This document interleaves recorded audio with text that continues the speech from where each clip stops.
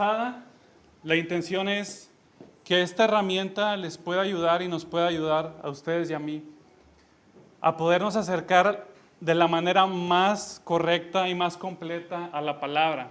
Y por eso esta serie se llama Cómo estudiar la Biblia.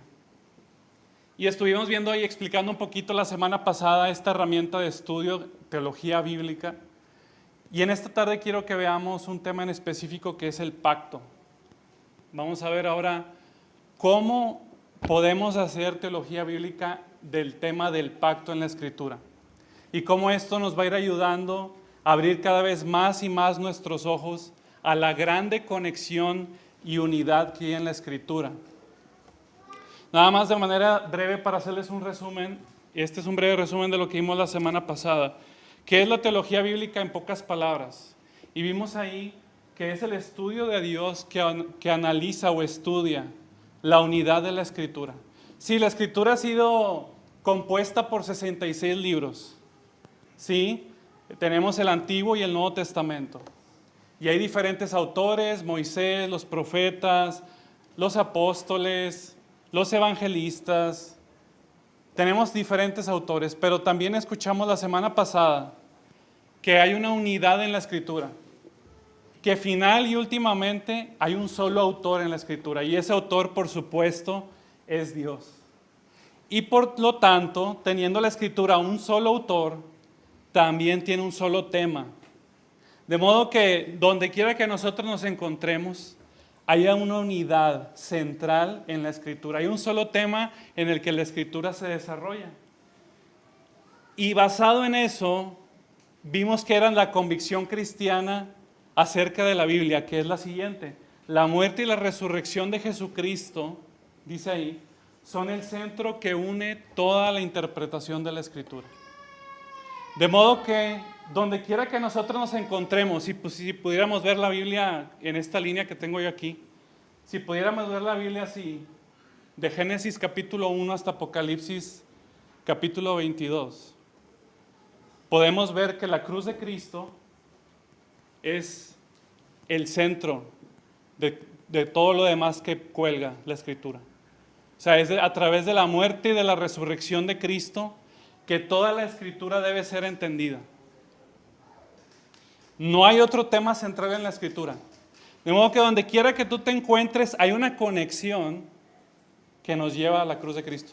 Como les aclaré la semana pasada, no se trata tampoco de estar viendo cada detalle y pensando que cada detalle es Cristo, sino más bien que cada historia coopera de una manera efectiva a llevarnos a entender la cruz y la resurrección de Cristo. No importa en qué libro tú te encuentres, en Génesis, Éxodo, Levítico, cada historia está conectada con la gran historia de la salvación del mundo a través de la persona de Cristo. Y por eso Pablo dice tan abiertamente y tan vehementemente en la carta de Corintios: todas las promesas que ha hecho Dios son sí en Cristo.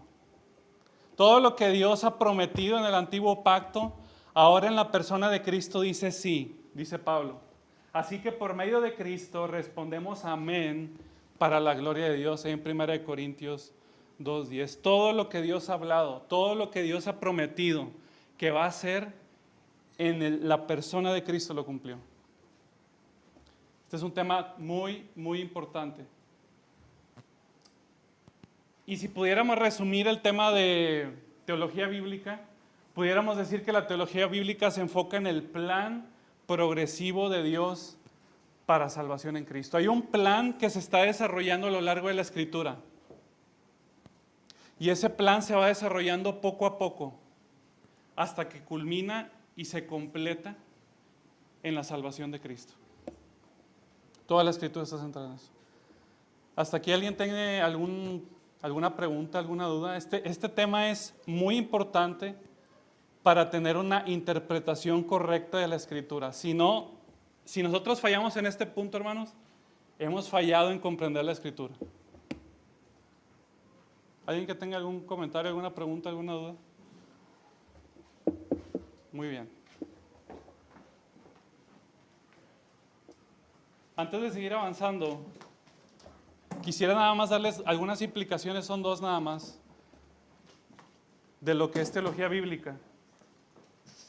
Y ya lo vimos, ya les dije que hay un plan de salvación desarrollándose. Es decir, cuando Adán y Eva cayeron, y yo sé que aquí las mujeres lo vieron en su estudio en Génesis 3, cuando Adán y Eva cayeron en pecado y desobedecieron a Dios, ¿cuál fue la respuesta de Dios? Génesis 3:15, ¿verdad? Es decir, el Dios de toda gracia y toda ternura les anunció que por medio de la simiente de la mujer iba a venir alguien que iba a destruir a Satanás. Y de hecho, qué interesante que Adán creyó el mensaje inmediatamente y por eso dice que le puso a su mujer de nombre Eva, que significa madre. Y cuando Eva tuvo su primer hijo, dijo, este es el Redentor, este es el que viene a destruir a la serpiente. Pero sabemos que realmente en vez de matar a la serpiente, lo que hizo fue matar a su hermano menor Abel. Por lo tanto, él no era la promesa de Dios. Así que esta promesa se viene desarrollando de tal modo que nosotros cuando vemos cómo la promesa que íbamos a nosotros a ver en Adán no se cumplió.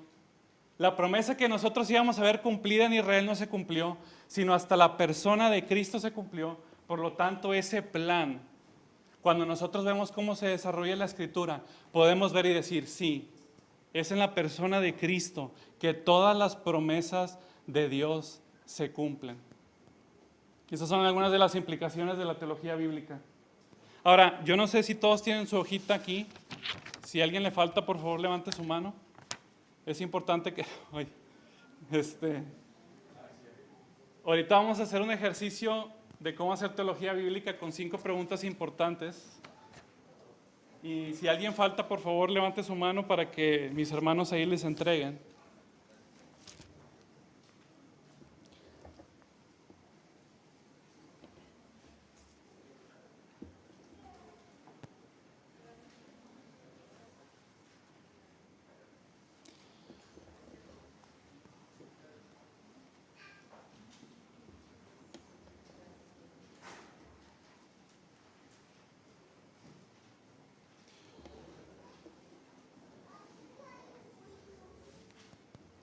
Ahora, cuando nosotros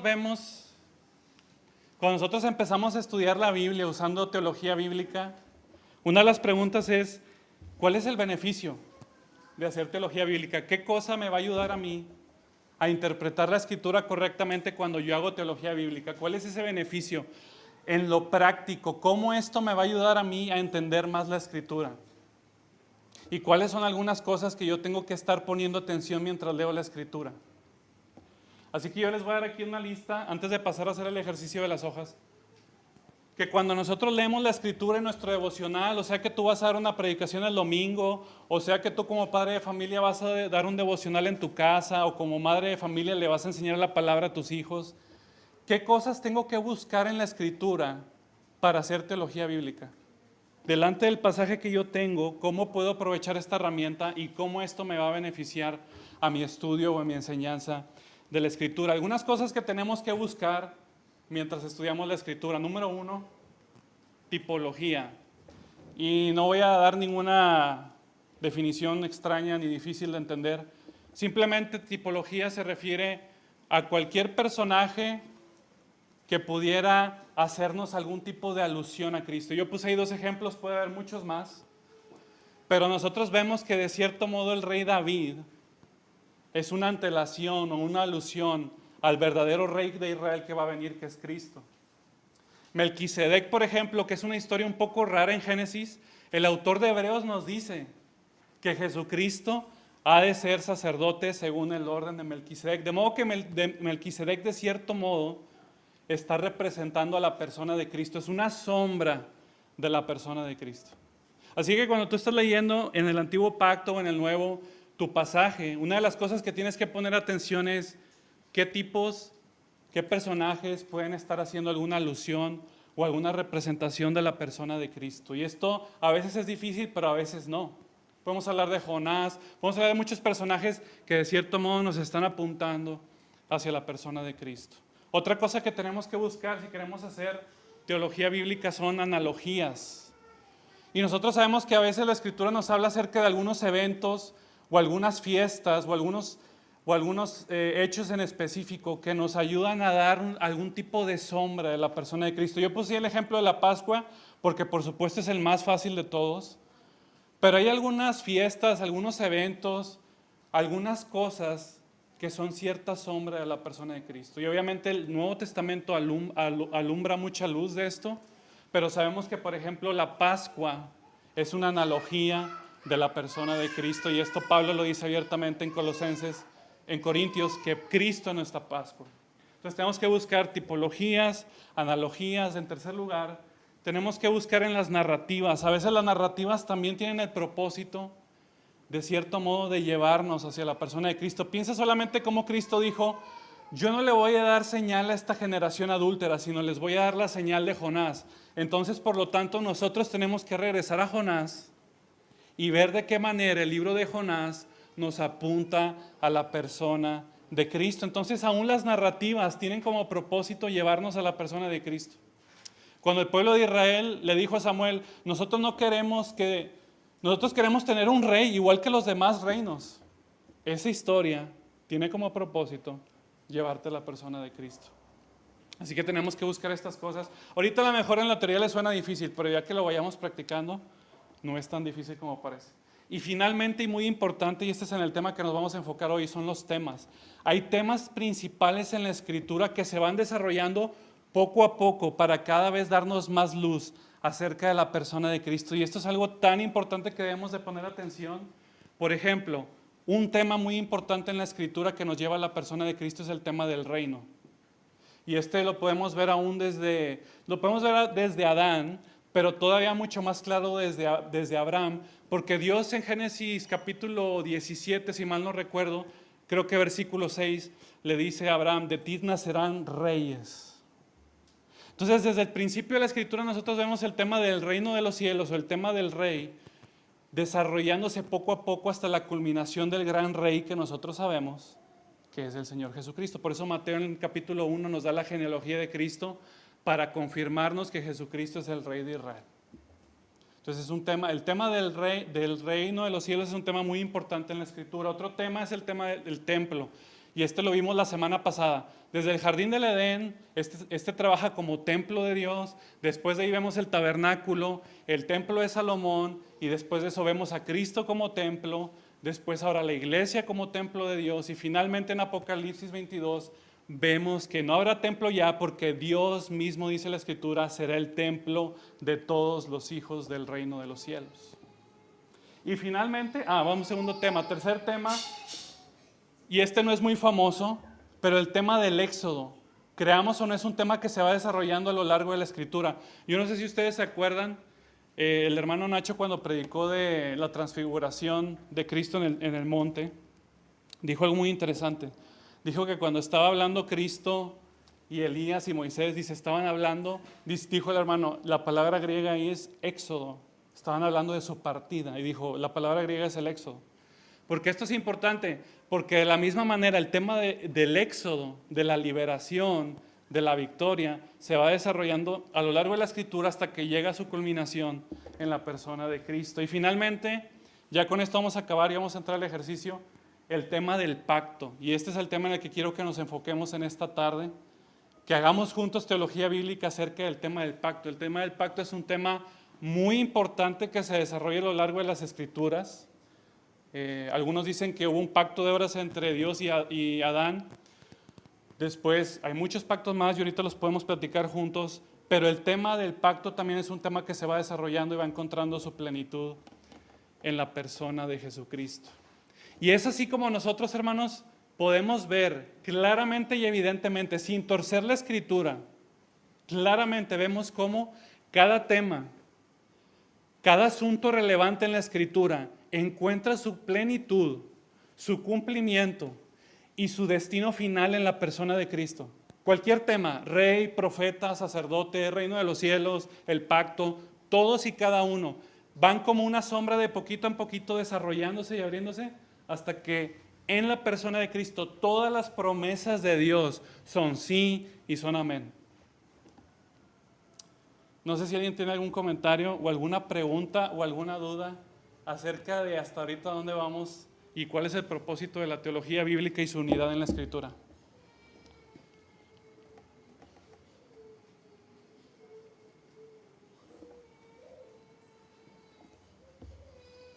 Yo sé que sí hay dudas, pero como que da pena, ¿verdad? ¿Alguien? ¿Alguna duda, alguna pregunta de qué es teología bíblica?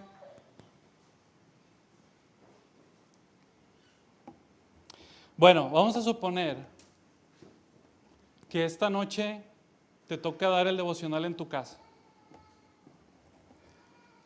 y te toca leer Lucas 22, del 14 al 30.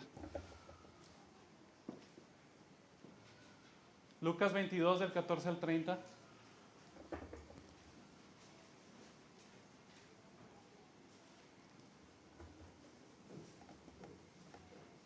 Y quieres implementar esto de teología bíblica en la Escritura, o vamos a suponer que te toca dar un estudio de mujeres y les preguntas a las mujeres, ¿cuál es, de este texto, cuál es la gran historia? Pero es importante que si tú vas a preguntar, tú sepas, ¿verdad? Porque no vaya a ser que como en una escuela dominical una maestra llevó un koala de peluche y le dijo a los niños, ¿qué creen que es esto que les estoy enseñando? Y los niños vieron al peluche, al koala de peluche y dijo una niña temerosa, dijo, pues parece ser un peluche, maestra, pero usted de alguna manera nos va a terminar diciendo que es Jesucristo. Pero no se trata de eso la teología bíblica. La teología bíblica fluye naturalmente, no hay que torcer nada para encontrar a Cristo en la Escritura. Entonces, la pregunta, cuando nosotros preguntamos cuál es este pasaje, me lleva a entender la historia de la redención, es algo que se da natural, no forzado, no hay que torcer la Escritura para entenderlo. Así que supongamos que te toca esta noche enseñar este pasaje, alguien que lo quiera leer en voz alta, ya sea de aquí, si lo va a leer de aquí me avisa para irle cambiando, y si lo va a leer de su Biblia está bien, pero alguien que quiera leer Lucas 22, del 14 al 30, en voz alta para todos los hermanos, por favor.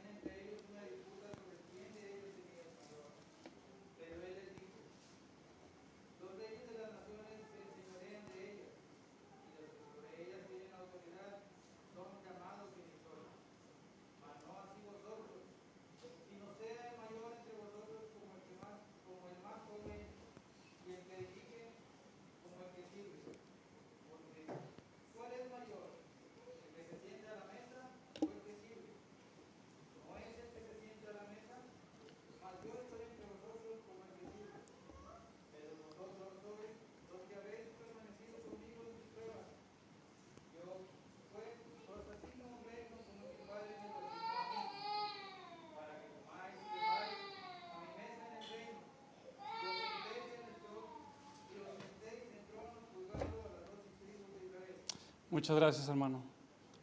Tú estás leyendo ya el pasaje con tu familia y tus hijos se te quedan viendo como, ¿y ahora qué va a decir de este pasaje?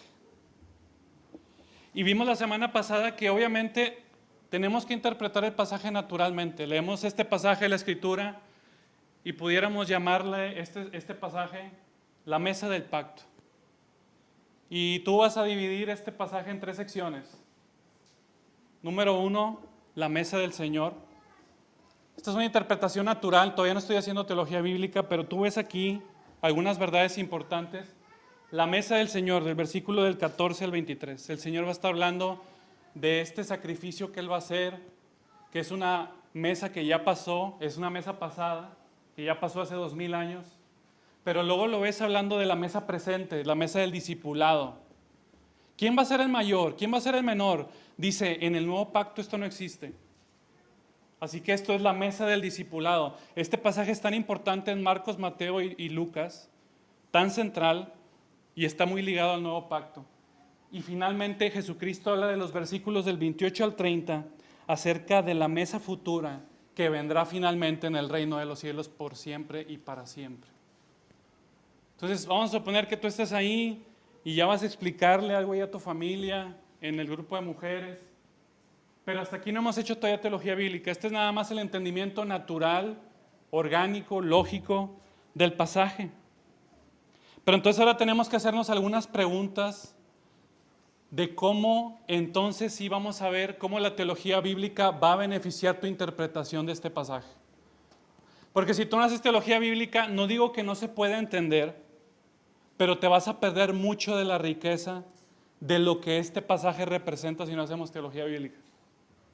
Así que ahorita al final de las preguntas, tú te vas a dar cuenta cómo hacer teología bíblica va a beneficiar tu estudio de la Escritura. Y obviamente, hermanos, y quisiera decirles esto abiertamente, la razón por la que teología bíblica es muy importante en nuestras vidas es para tener una aplicación correcta de la Escritura, pero también porque nuestra carne no quiere comprender la Biblia. Venimos a la Escritura, queremos hacer un devocional, y nos queremos tardar 5 minutos. Entonces leemos bien rápido el versículo en la mañana y, ¿qué me llevo de aprendizaje? Pues sí, velada en todo tiempo. Y ya. Y nos cuesta trabajo ir a otros pasajes de la Escritura, nos cuesta trabajo estudiar profundamente la Escritura, y es por esto que la teología bíblica, ver cómo este pasaje está conectado en toda la Escritura, nos ayuda a luchar contra esta tendencia de nuestra carne de querer leer la Biblia en 5 minutos, un devocional bien corto y hasta ahí ya lo que sigue. No, tenemos que profundizar la Escritura. Así que ahora vamos a hacer el ejercicio de cómo hacer teología bíblica nos va a ayudar a entender este pasaje. Y ahorita vamos a ver cómo lo vamos a hacer, pero la primera pregunta que nos tenemos que hacer para desarrollar esto en el pasaje que tenemos por delante, y son las hojitas que ustedes tienen ahí en sus manos, la primera pregunta que tenemos que hacernos es, ¿hay alguna tipología, analogía o tema bíblico en mi texto?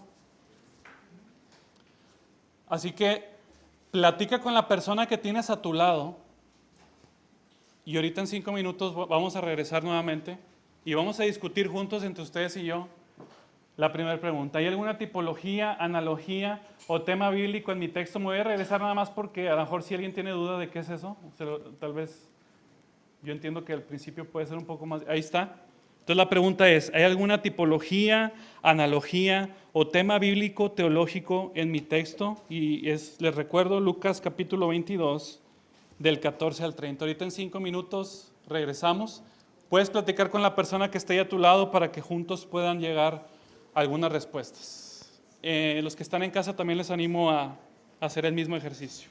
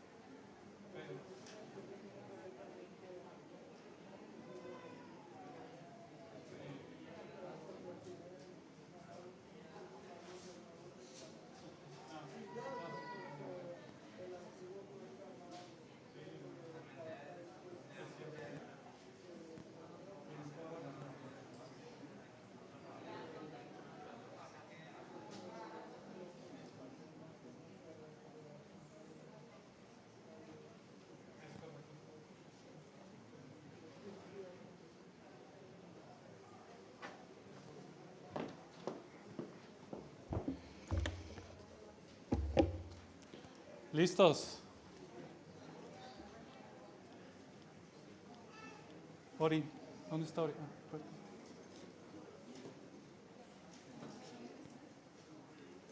Bueno, entonces, primer pregunta. Espero hayan podido platicar ahí con su hermano que está a su lado. Primer pregunta, la vimos. ¿Hay alguna tipología, analogía o tema bíblico teológico en mi texto? ¿Alguien que haya encontrado algo?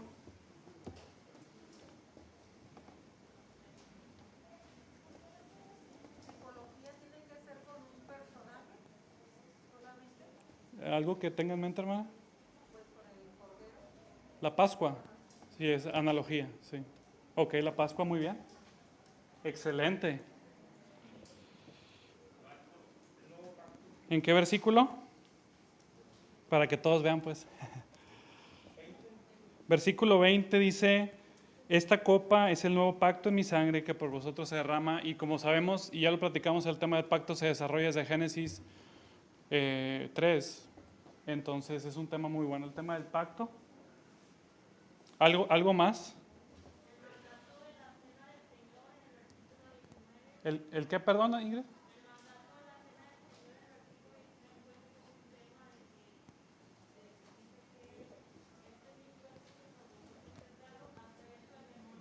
Ajá.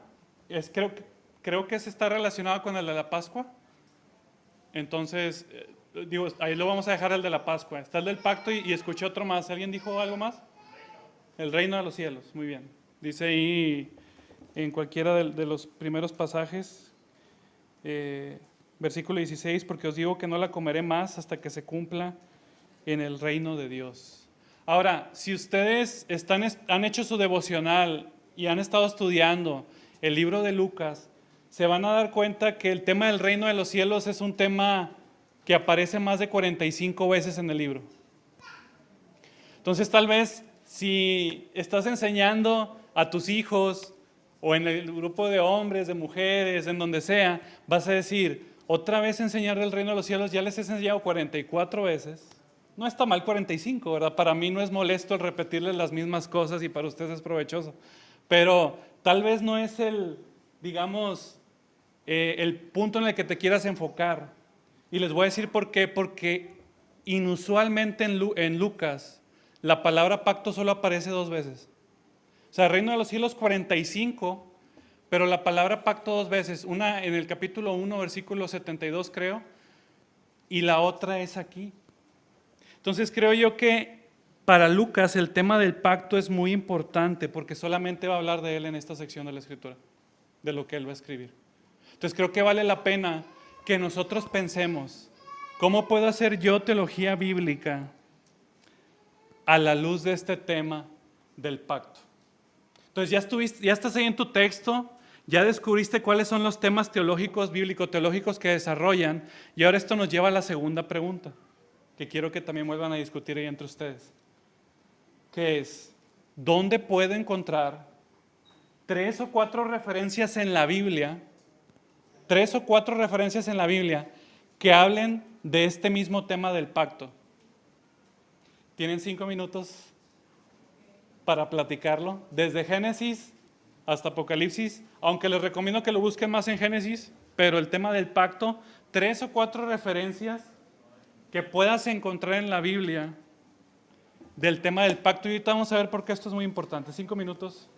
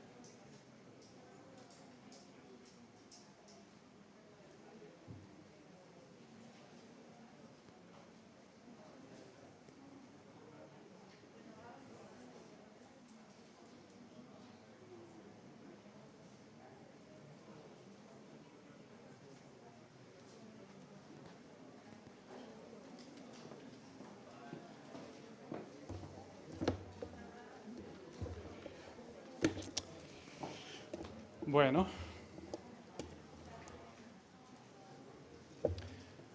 ¿Alguien que haya encontrado algún pacto en el Antiguo Testamento que pueda ayudarnos a encontrar algunas referencias en la Biblia que hablen del mismo tema del pacto? Génesis 9:12, ¿lo puede leer, hermano?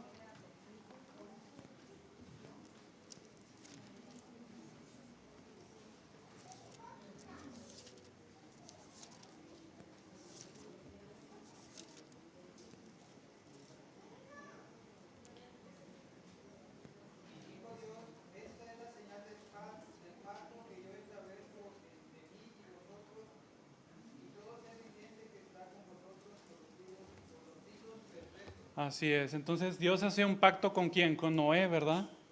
Y le dice, me voy a restringir de mi ira, ya no voy a destruir la tierra, voy a mantener mi ira, obviamente la va a derramar en la persona de Cristo, pero Dios hace un pacto con Noé.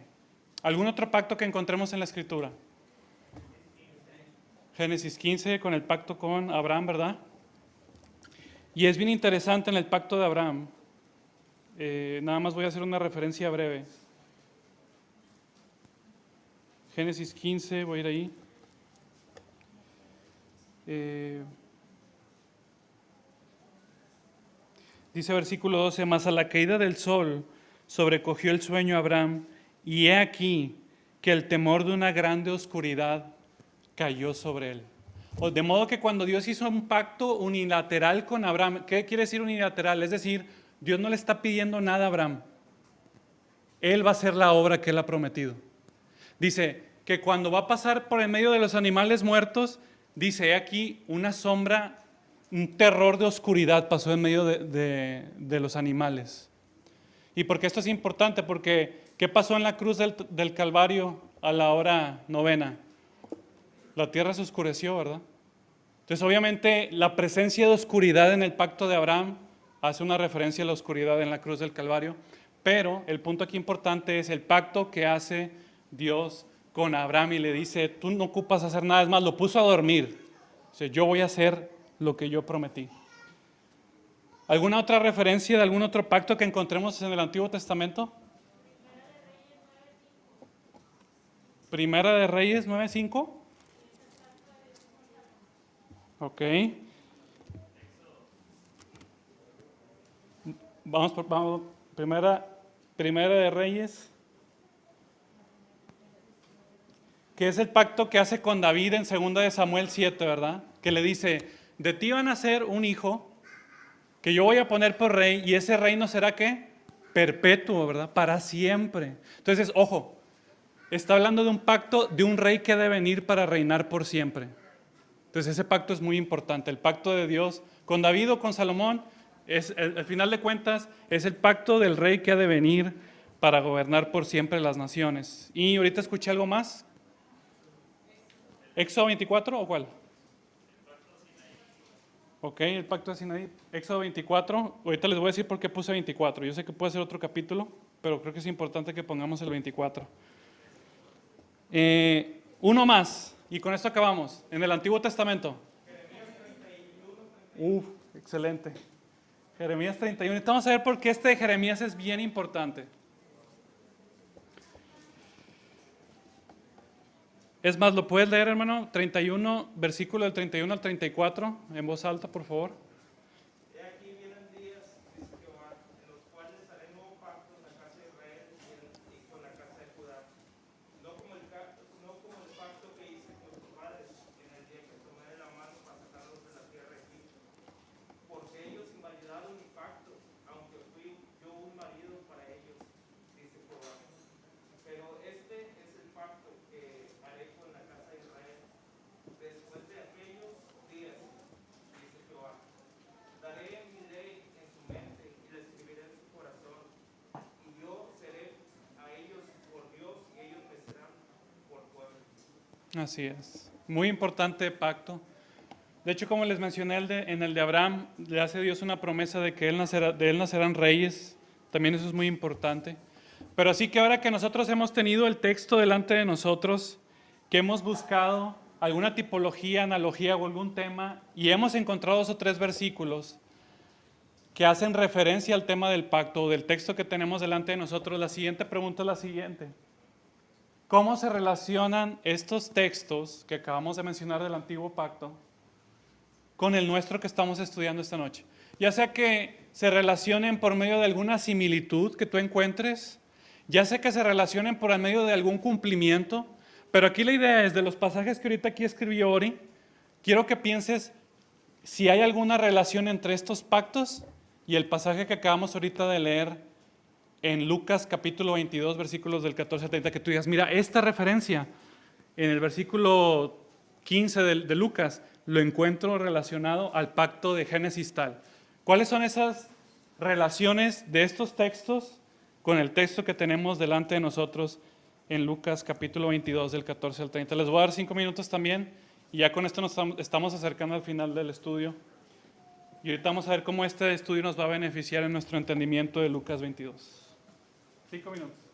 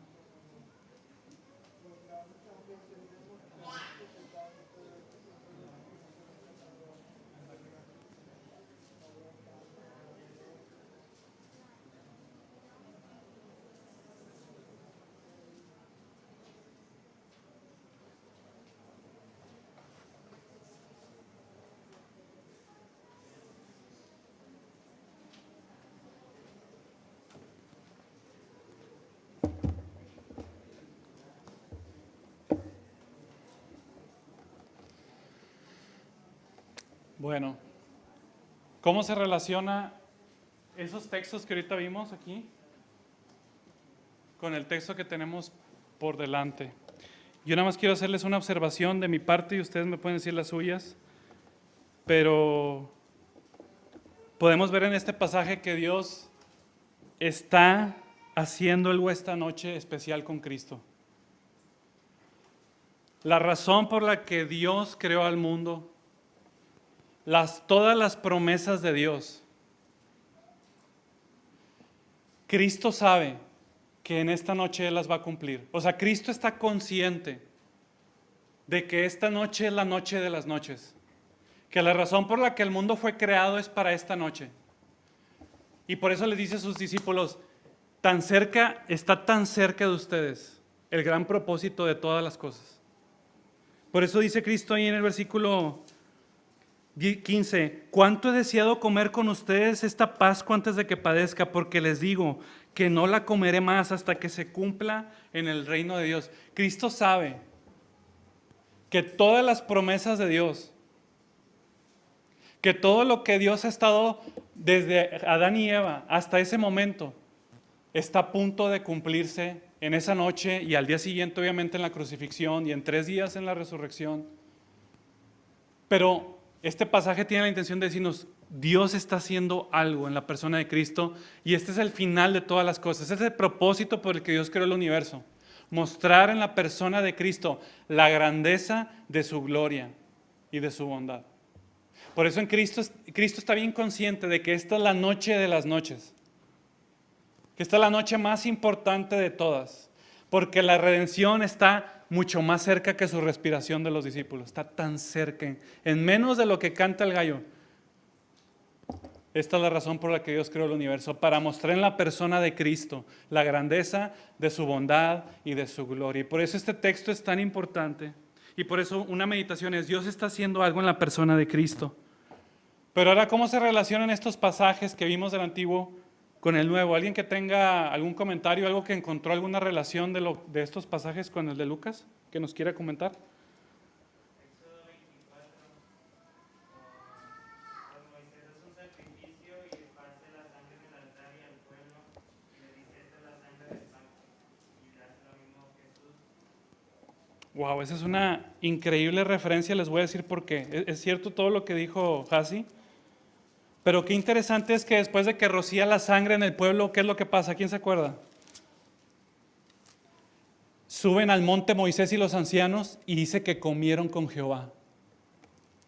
Es decir, a través del pacto, ¿qué está haciendo Dios? Dios nos está trayendo de regreso a su mesa. Y lo hizo en el pacto de Éxodo 24 y lo está haciendo en el pacto de Jesús, en el nuevo pacto. Dios está trayendo a su pueblo a su mesa. Dios los está trayendo de regreso a casa.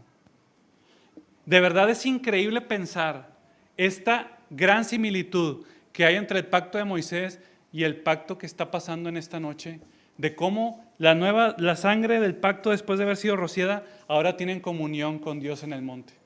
De la misma manera están aquí los discípulos teniendo comunión con el Señor. Muy buena referencia. ¿Alguien más que haya encontrado alguna referencia importante en este texto con otros textos? Ok.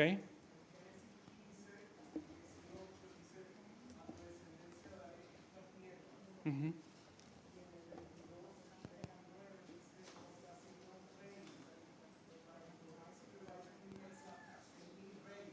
Uh-huh. Ok.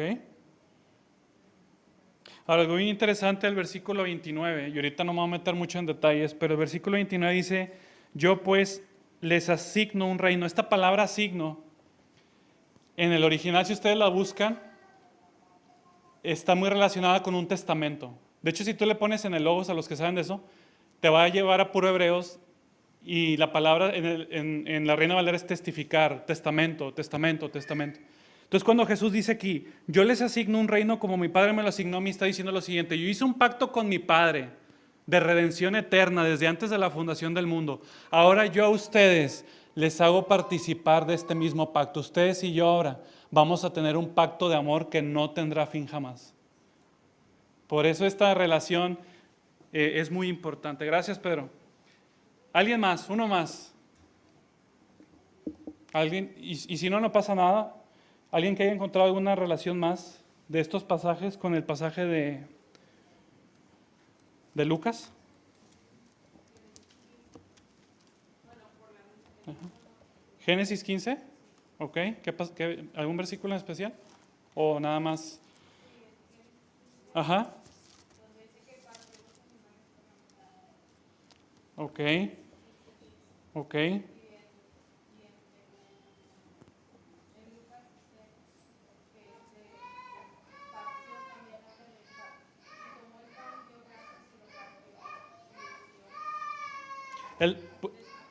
Puede ser, y me gusta la relación que hay entre el derramamiento de sangre. O sea, al momento de partir los animales hubo el derramamiento de sangre y sabemos que en el cuerpo de Jesús esa sangre es la sangre del nuevo pacto que es capaz de perdonar todos los pecados. Les voy a dar una más y con esta terminamos.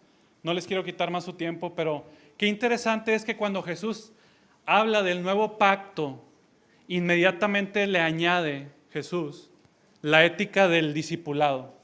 De hecho, este versículo es tan importante, hermanos, no lo puedo exagerar.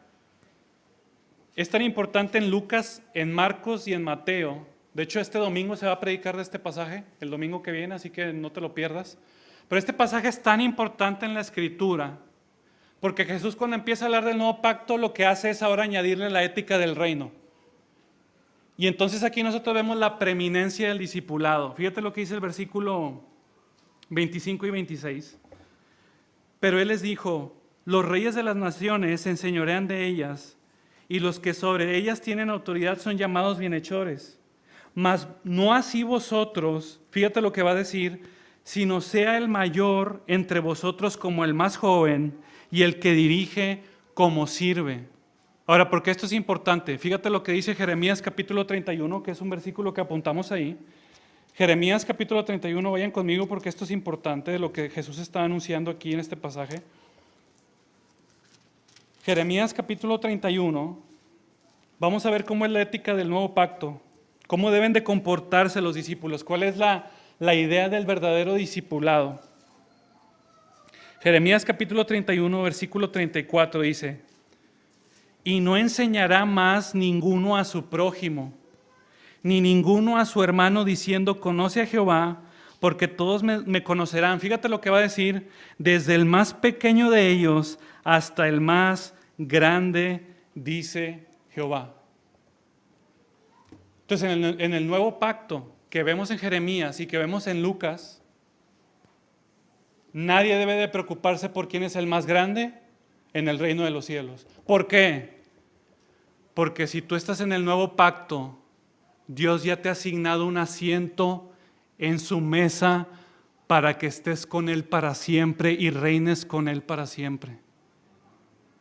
Y si Jesús ya te ha asignado una mesa que tú no mereces por gracia, si Él te ha asignado un lugar en la mesa, ya no debes de preocuparte quién es el mayor y quién es el menor. Ahora lo que debes de preocuparte es servir a otros como Él nos ha dado ejemplo. Por eso Cristo cuando anuncia el nuevo pacto dice: esta es la ética del verdadero discipulado, que ya no hay grandes ni chicos, que no hay favoritos, que ahora todos se sientan a la misma mesa porque yo les amo con un amor interminable. Esa es la ética del reino. Y entonces nosotros cuando hacemos esta teología bíblica, vemos todas estas relaciones, como ya se dijo, de Éxodo 24, Génesis 15, Jeremías 31. Podemos venir a este pasaje y decir: qué increíbles son las promesas de Dios. Podemos ver, es aquí en esta noche que se están cumpliendo todas las promesas de Dios. La promesa del reino, la promesa del pacto de redención y la ética del reino. ¿Cómo vivir sirviendo a otros? Una vida obstinada, no buscando ser más que los demás, no buscando que los otros me vean a mí. Es que yo quiero que otros se den cuenta que yo diezmo, que yo predico. No. Dice, una vida obstinada, esa es la verdadera vida del reino, sirviendo a otros en amor, como Él nos ha dado ejemplo. Y entonces, cuando nosotros hacemos este estudio, hermanos, este pasaje que tenemos por delante es como si brincara de la Biblia, como si brincara del texto, porque podemos entender a plenitud lo que está pasando en esta noche, que es la gran noche de todas las noches. Gracias, Ori. Ya con eso. Les voy a dar 2 preguntas y no las vamos a hacer ahorita por cuestión de tiempo, pero estas importantes ustedes las tienen en sus hojas y les van a ayudar bastante a seguir haciendo teología bíblica. Número 4, cómo estos textos ayudan a mi entendimiento del pasaje, que bueno, de cierta manera ahorita ya lo vimos, pero estos pasajes, ¿cómo me ayudan a entender más lo que está delante de mí? Y creo que el Antiguo Testamento nos ayuda mucho a entender lo que está pasando en el Nuevo. Por eso es muy importante el Antiguo Testamento. No debemos de pasar de largo lo que está pasando en el Antiguo Testamento. Y pregunta número 5, ¿cómo estos pasajes enriquecerán la vida de los que me rodean? ¿Cómo yo puedo, a la luz de esta teología bíblica, poder mostrar a otros la gracia de Dios en el Evangelio, que es el fin de todas las cosas, en la persona de Cristo? Y esto, hermanos, estas herramientas siempre nos van a ayudar a hacer un entendimiento correcto de la Escritura. Esto te puede ayudar para cualquier cosa literal, para cualquier texto. Si estás en Deuteronomio 24, y perdón que lo traigo otra vez a colación, si no te gusta algo de tu mujer, dale carta de divorcio. Si tú haces teología bíblica, vas a llegar a la conclusión correcta, que el matrimonio es una unión que Dios hace entre un hombre y una mujer que nunca nadie debe separar, pero solamente si haces teología bíblica. O Deuteronomio 28, si obedeces te va bien, si desobedeces hay maldición, pero si yo hago teología bíblica me voy a dar cuenta en Efesios 1 que los que han sido unidos a Cristo han recibido bendiciones espirituales y han sido sentados en tronos celestiales, de modo que ahora estamos unidos a Él y como Él obedeció toda la ley, recibimos todas las bendiciones de Dios en Cristo Jesús por siempre y para siempre. Entonces, por eso es bien importante la teología bíblica. Yo les animo a que usen esta herramienta todos los días de su vida, que no sea algo momentáneo, porque es una herramienta que nos va a ayudar a entender la Escritura de una manera correcta. Déjenme terminar con esto, que es un pasaje que me encanta acerca del tema del reino de los cielos, y yo espero que sea de bendición para tu vida, y como lo predijo Isaías en este pasaje. Y Jehová de los ejércitos hará en este monte a todos los pueblos banquete de manjares suculentos, banquete de vinos refinados, de gruesos tuétanos y de vinos purificados. Y destruirá en este monte la cubierta con que están cubiertos todos los pueblos y el velo que envuelve a todas las naciones. Fíjate lo que va a decir: destruirá a la muerte para siempre y enjugará Jehová el Señor toda lágrima de todos los rostros y quitará la afrenta de su pueblo de toda la tierra, porque Jehová lo ha dicho. Y se dirá en aquel día: he aquí, este es nuestro Dios, le hemos esperado y nos salvará. Este es Jehová a quien hemos esperado, nos gozaremos y nos alegraremos en su salvación. Este es el gran banquete al que el Señor nos llevará al fin de los tiempos, un banquete en el que Él limpiará toda lágrima de tu rostro para que tú estés con Él por siempre y para siempre en un pacto de amor. Esa es nuestra esperanza, ese es el motor de nuestra vida, eso es lo que nos motiva a servir a otros en humildad, que algún día tú y yo nos sentaremos a la misma mesa del gran Rey y conviviremos con Él por siempre y para siempre.